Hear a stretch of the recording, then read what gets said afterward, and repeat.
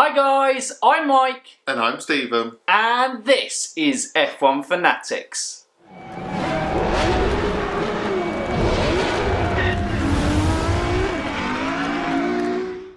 It's Sunday, which means it's race day here on F1 Fanatics. So it means welcome back to another classic race review. And we've gone for, we tend to do like 2 races in a decade and then kind of go on. So we're still in the 80s this week after being at the 1984 Championship decider in Portugal last week, where Niki Lauda secured his, third and final World Championship. I've said third and final so much in the last 2 videos. I think if people don't get that, it's his third and it's his last one. But no, we are going earlier in the season, which actually is a result that had a big impact on that season finale. If you kind of look at things to come, but. Yes, we are here for the 1984 Monaco Grand Prix, and of course it was a Grand Prix marred by controversy that we'll come to. But it was a wet weather race, which means rain and Formula 1 equals great racing. Great racing. I think it is a well-renowned formula, that it is successful. It's a tried and tested method. Add a little bit of water to the race, you got yourself a good race. You get some spins, you get some carnage, and you get some great overtakes. Indeed. And if you are new around here and haven't figured out what the classic race review is already, we follow this structure. We'll run through the race result for you. Then we will give you our top 5 moments from the race to kind of look out for. And it was one that we watched on YouTube with commentary with James Hunt and Murray Walker. So it's always a good one when you get that. So I'll leave a link to the full race in the description down below. And then we do our off-track moment of the race, our driver of the day, and then we hand it over to you guys and see what you thought of the race and get you guys involved in the comments. But it's time to crack on with this classic race review, starting off with the classification of the race. So in P1, Alain Prost finished the winner of the Monaco Grand Prix, with Ayrton Senna coming in second. René Arnoux in the Ferrari came P3, and Keke Rosberg in the Williams in P4. Elio De Angelis in the Lotus was in P5, with Michele Alboreto was, Elio De Angelis was the only driver on the lead lap, last driver on the lead lap. Michele Alboreto was down after a rather amusing incident. He'd spun out and the stewards were saying, no, we can't give you a push start to get going again. And then Michele Alboreto literally pulled the marshal into his car and was like, get this car going. Very aggressive. Very aggressive indeed. Piercarlo Ghinzani was 7th, and I believe that was his highest career finish today. And Jacques Laffite finished 8th and was the last of the classified finishers. And Stefan Beloff was disqualified post-race. Riccardo Patrese, Niki Lauda, Manfred Winkelhock, Nigel Mansell, Nelson Piquet, Francois Hassenault, Corrado Fabi, Johnny Sakota, Derek Warwick, Patrick Tambay, and Andrea De Cesare all retired. God, Andrea De Cesare, he always is a retirement when we're going through the 80s. He never has a great race when we're watching it. He never does. But the ones who didn't even qualify, as always when we look at these old races, the list is long as well, was Mark Schurer, Martin Brundle, Eddie Cheever, Thierry Boutsen, Jonathan Palmer, Mauro Baldi, and Philippe Alliot, which, that is a long list. But there, guys, is the classification from the 1984 Monaco Grand Prix. Now we head into our top 5 moments from the race. So we're going to start off with point number 5. Stephen will be leading in with this one today. Oh yeah. Top 5. What's number 5? Tipping it down. Monaco, corner 1. There's going to be an incident, and this one turned out to be the Renault show. Did we ever get a replay of it? No. There was contact, and both of them ended up in the wall, basically. Both had leg injuries. I can't remember who got out the car first, but he was limping away. Derek Warwick got out limping away. Yeah. Then Tambai kind of Had to got get stretchered away. Well, no, he was like helped to a stretcher. Yeah. He was carried to a stretcher. Yeah. And then it was very bizarre. I mean, it always is amazing looking back at the kind of health and safety and how things were treated back in the day, because cars were just kind of left on track. Yeah. Drivers were just kind of thrown out the car in terms of just literally the stretcher, like going, quick, get them on the stretcher. I think a couple of other cars, I don't know if it was a Lotus, it was definitely an Alfa Romeo, I think it was Riccardo Patrese got stuck behind these, but it looked like Derek Warwick had spun into the wall. Tambai had kind of minded his own business coming round and hit his teammate. So both Renaults out the race, first up.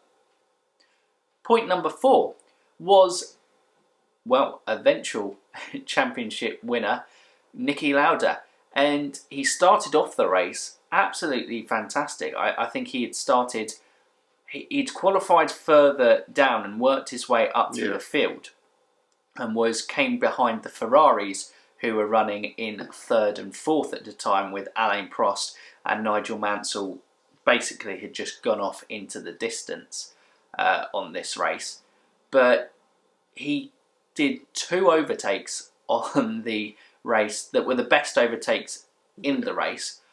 One, because they were one of the 2 overtakes we actually got to saw, because a lot of the time it was just Murray going, and Nigel Mansell has taken the lead. Okay, when did that happen? And Senna has got past Rene Arnoux or Michel Alboreto now. I couldn't remember which one it was at the time, but yeah, it was like he's finally got past him after we were following him. It might have even been Keke Rosberg. You know, he was following him, and then suddenly it's like going, and Senna's passed. What? We were just watching that for like 10 minutes, and now we missed the overtake. But no, the first overtake on Michel Alboreto by Niki Lauda was in Lowe's hairpin. Fantastic move, I think, just lunging on the inside and placing his car in between the 2 Ferraris. It was a fantastic move. And then, yeah, a hell of an overtake. One of the best overtakes I've seen at Monaco was basically Niki Lauda was coming on the inside of Arnoux through turn 1, got better traction out the corner up the hill, and then just as they were coming up into Casino Square, managed to dart in front of Arnoux. It was a brilliant move, because I think anyone who's watched Monaco knows how narrow that part of the track is, and to make any sort of an overtaking move there is bold. There was no margin for error. It was. So we got the sudden shot of how close they were after Lauda darted in front. It was like, gee. Yeah, sadly, with Niki Lauda, he would then, well, he would inherit 2nd later on in the race, and then move down to 3rd after being overtaken by Ayrton Senna, and then he would spin out and right by a casino or a restaurant, I think it was, and he was just walking out. It was off track from there, and then you could just see these faces glued to the window, just like, it's Niki Lauda. Look at him, he's there. But yeah, it was quite funny on that one. But 3. On to 3. Well, we touched on it briefly there. Mansell is highlight number 3. He took the lead off, he was in 2nd, took the lead off Prost, which we're not really sure how he did. Prost seemed like he had engine problems. And well, I think you said, you looked it up at the time, wasn't it, that they were clearing Fabi's car from retirement, and yeah, apparently he hit a marshal as well, but who didn't escape. He escaped without serious injuries. There we go. Gee, you were making that sound very serious. He didn't escape serious harm. He was apparently he was okay. So I'm not sure. We never saw it. Clearly, they weren't going to show a highlight of a marshal getting hit by their fun car. But he was okay. That slowed Prost up. Mansell took the lead. But Monaco, Mansell never really had a good record there. Well, he never won. Yeah. Never won.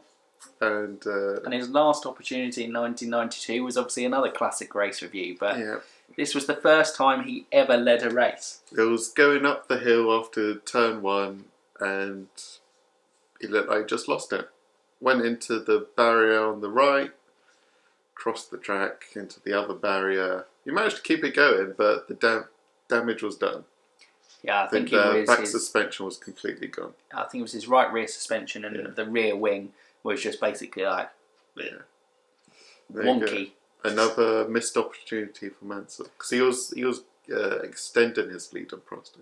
Yeah, you argue this and 1992 were probably his best opportunities to win Monaco. But he was also a newcomer to this. He was relatively new to the sport at this point. Well, yeah. Well, we spoke about 1984 last year. One of our highlights was seeing a young Senna and Mansell go. Yeah, Mansell wasn't an established name by this stage because, like I said, this was the first Grand Prix that he'd ever led. And I think James Hunt on commentary just said that it was his inexperience that showed in it, and ultimately cost him. But moving on to point number 2. And it may be a surprise that it is number 2, because often described as one of Senna's greatest performances in the rain, or at least it was the one that kind of showed him as a beacon of, whoa, this kid's good. Oh yeah. And that was the 13th to 2nd race for Ayrton Senna, who, you know, we all know that he's blisteringly quick in the wet, and he'd managed to work his way through the field.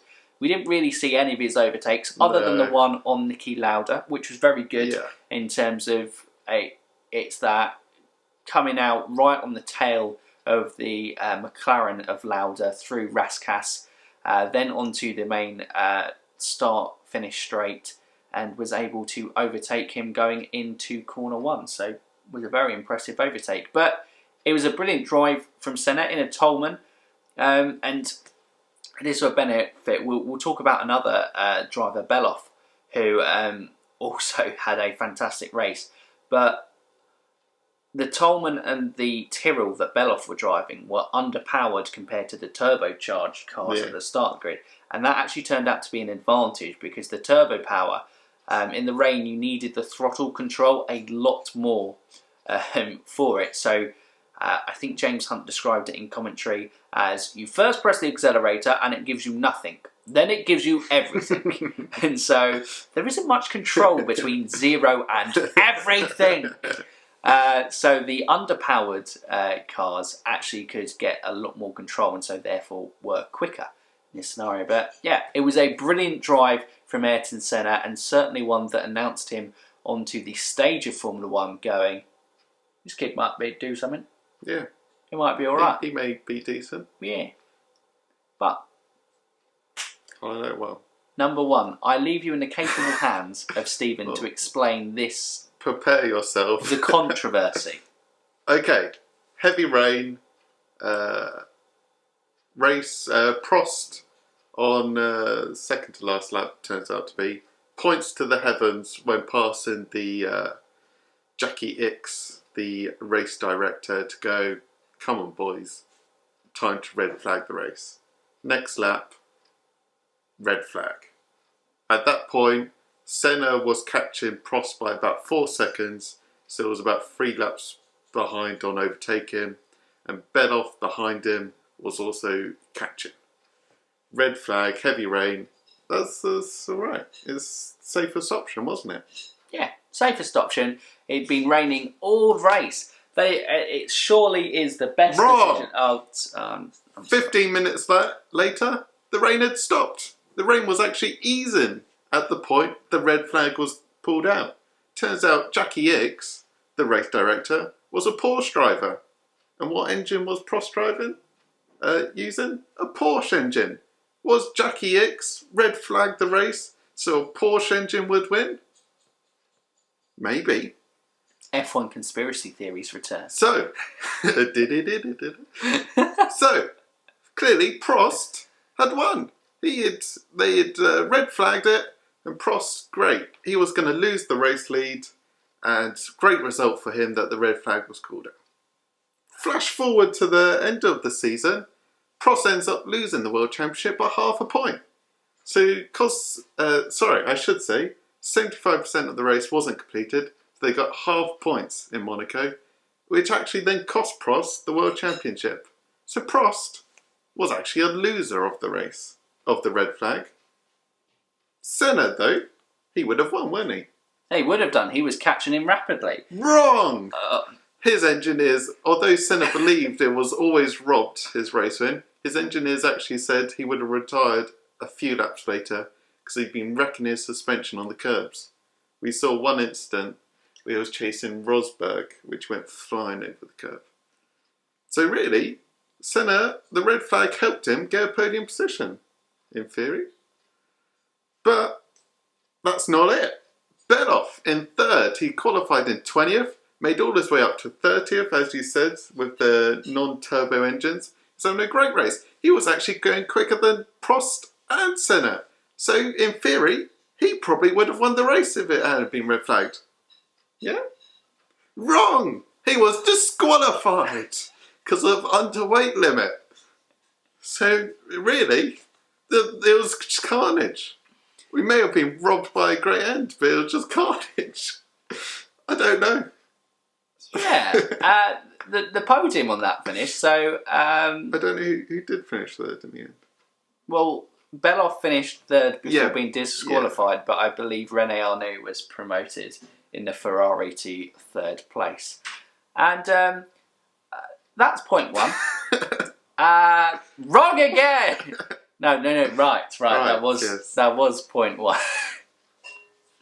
But yeah, it was, like we said, rain, F1. Oh, it leads to drama. And yeah, it was an interesting. Jackie Ickx was actually suspended, wasn't he? Yes. Sorry, I should have mentioned that. He was suspended because he didn't consult the marshals. So it was a bit weird. Yes. You could argue Jackie Ickx, obviously a very good driver himself, and obviously the predominant of his career was through the 1970s. But he might have been, if a driver's telling me it's too dangerous, I'm not going to wait around, I'm just going to try and save someone's life here. So he potentially could have been going on that one. And as we say, Prost actually ended up costing him the World Championship. So yeah, and obviously the lead driver of the race was saying, cancel this, get this off, waving around, like I said, pointing up at the sky.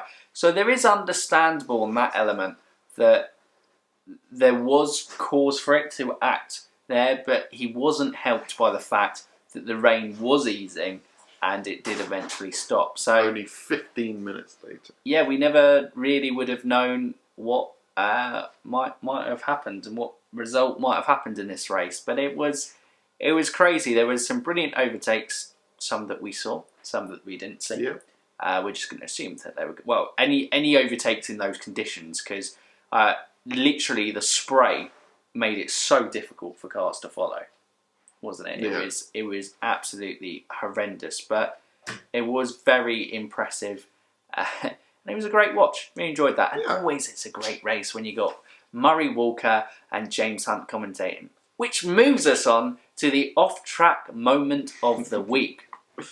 And so the off-track moment of the week is early on during the race. We are listening to Murray and James, and sorry, Murray goes, "We've lost pictures. We can't see anything, so we're just going to report on what's happening on the radio. Hopefully you can still see something at home, but we can't see anything." Yeah, they had a full power outage, I presume, because of the storm or whatnot.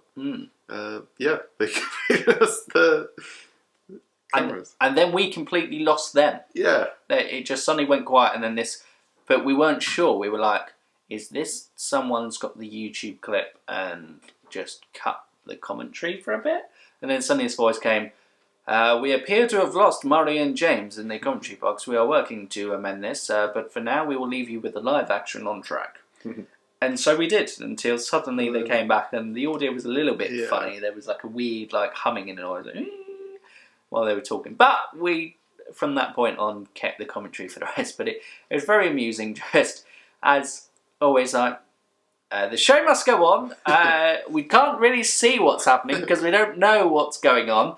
But, I've seen a car pass. When you're doing a stopwatch as they went past the commentary box to work out the gap between everyone. It was brilliant. You know, it's having it not the quite refined show that it is today does add to a little bit of the amusement factor. F1 really has come a long way in terms of where it has been televised. I did love the picture graphic as well. We spoke about last week the kind of pixelated one. That was the off-track moment. This one was solid, and then just suddenly had like points on the track like, Prost is here, random. Senna is here. They might be getting closer. We think, we hope. But anyway, who was the driver of the day, Stephen? Well, he did make highlight one, but he gets driver of the day. That is Ayrton Senna. Solid race. And potentially robbed of a win. We don't know. F1 conspiracy. Yeah, he had a great race. It was Senna's announcement to the world, really. His first proper announcement. Set Tyrrell's second and last fastest lap in a race. Tolman's. Tyrrell was by better. Sorry, yeah. But that's all right, they both begin with T. Yeah. So it's a big achievement. Yeah, I think it was mightily impressive. And it was just the way that he finds a way of working his way through the field. And although Monaco was easier to overtake on through there, it's still a street circuit in horrendous conditions. And he's had to work his way through the field. Yes, he was helped along the way by some retirements and some incidents, but he also performed a lot of overtakes to kind of work his way through the field as well, and it was superb. And an honourable mention probably has to go for Belloff within this race, because 20th to 3rd was absolutely brilliant from him, but he was disqualified, so we have to kind of disqualify him from being in the drive of the day. But like you said, like he was quicker than Senna and Prost out there, and similar to Senna being introduced to the world stage, it was like Belloff being introduced, and it was actually a performance that Enzo Ferrari spotted and was going to give him the Ferrari seat for next season. Yeah, and I believe it was actually 1986 that he would have gone on to race for Ferrari. I don't believe he got to race in 1985 because Renault's contract was pretty kind of locked up on that front. But unfortunately, before he ever got the chance to race for Ferrari, he sadly lost his life in the Spa 1000 kilometre race the following year in 1985. And so this was his only podium that he would finish on, and got disqualified in his 22 race and 20 start career in Formula One. And yeah, it is a sad one. Obviously, we never know what the talent of Belloff might have been.